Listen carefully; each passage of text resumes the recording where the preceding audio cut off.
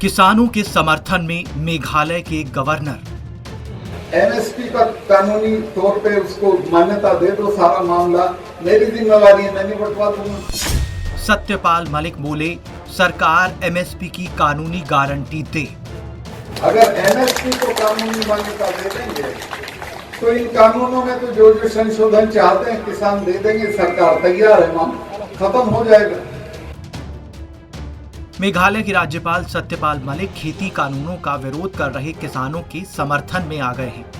उन्होंने रविवार को कहा कि अगर केंद्र सरकार फसलों के न्यूनतम समर्थन मूल्य यानी एमएसपी की कानूनी गारंटी देती है तो किसानों को राहत मिलेगी।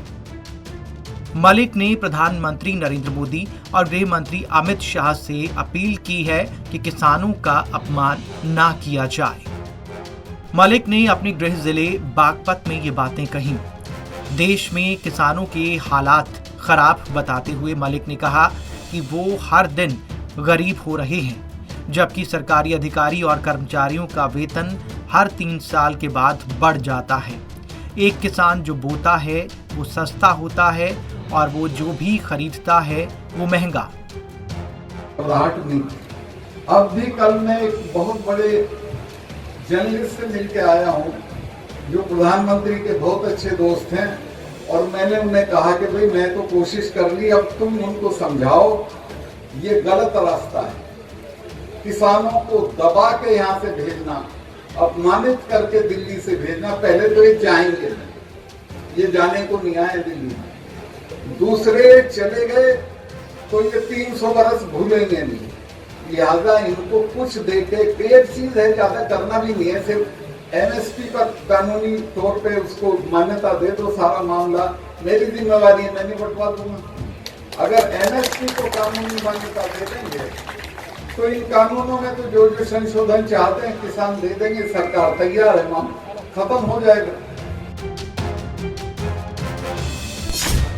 बागपत में सत्यपाल मलिक के दावे। खेती कानूनों का विरोध करने वाले सिख किसानों का जिक्र करते हुए मलिक ने कहा कि मैं सिखों को जानता हूं, वो 300 साल तक कोई बात नहीं भूलते। मैं एक किसान परिवार से हूं, इसलिए उनकी समस्याओं को समझ सकता हूं। मैं किसानों की समस्याओं को हल करने के लिए किसी भी हद तक जाऊंगा। किसानों को दबाकर भेजना, अपमानित करके दिल्ली से भेजना, पहले तो ये जाएंगे नहीं, ये जाने के लिए नहीं आए हैं।